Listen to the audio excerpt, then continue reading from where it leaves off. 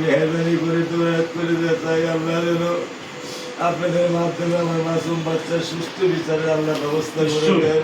প্রধানমন্ত্রী নিজে এসে আপনাকে বলে গেছেন জি, আরো বিভিন্ন জায়গায় তিনি বলেছেন স্বীকার করি, সুষ্ঠু বিচার হবে অবশ্যই। আমি কৃতজ্ঞতা স্বীকার করি পুলিশ প্রশাসনের কাছে, মাননীয় রাষ্ট্রপ্রধানের কাছে। উনি যেভাবে আমাকে এসে শুধু বলছেন, আমি রাষ্ট্রপ্রধান না, আমি একজন মা মেয়ের বাবা হিসেবে আসছি।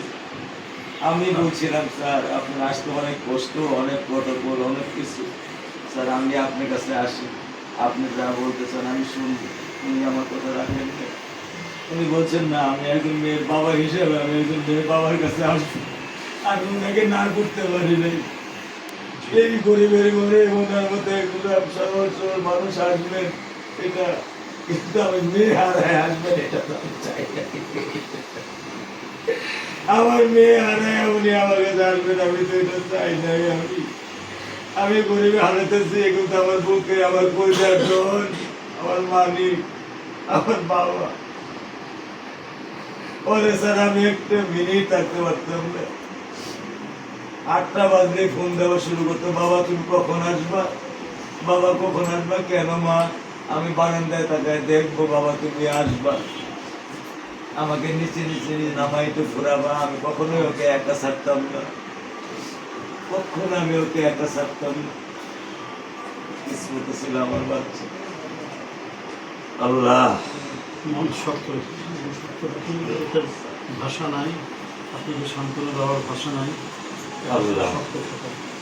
আল্লাহ আপনার এই জীবনে আর এত বড় বিপদ, এত বড় ক্ষতির কি সান্ত্বনা দেবে? তবে এটা বলে রাখি যে সর্বোচ্চ যে সাজা সেই সাজা হবে, আদালত সে সাজা দেবে। সরকারের যে টিকা যা ন্যায় সঙ্গত সেটা আল্লাহ। অবশ্যই করবে। আমার মেয়ে কয়জন মাশাআল্লাহ, ছেলে মেয়ে পাবেন? আমার দুইটা রামেশ রাইসা রাইসা বাবা সালাম মোবাইল করছেন দাও উনি তো রাইডে ক্লাস 9 তো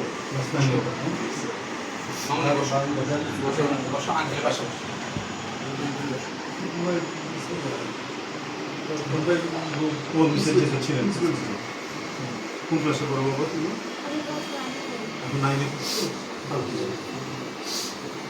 হ্যাঁ, সেটা বলেছেন প্রধানমন্ত্রী, বলেছেন যে তোমার সমস্ত খরচ গ্রহণ করবে।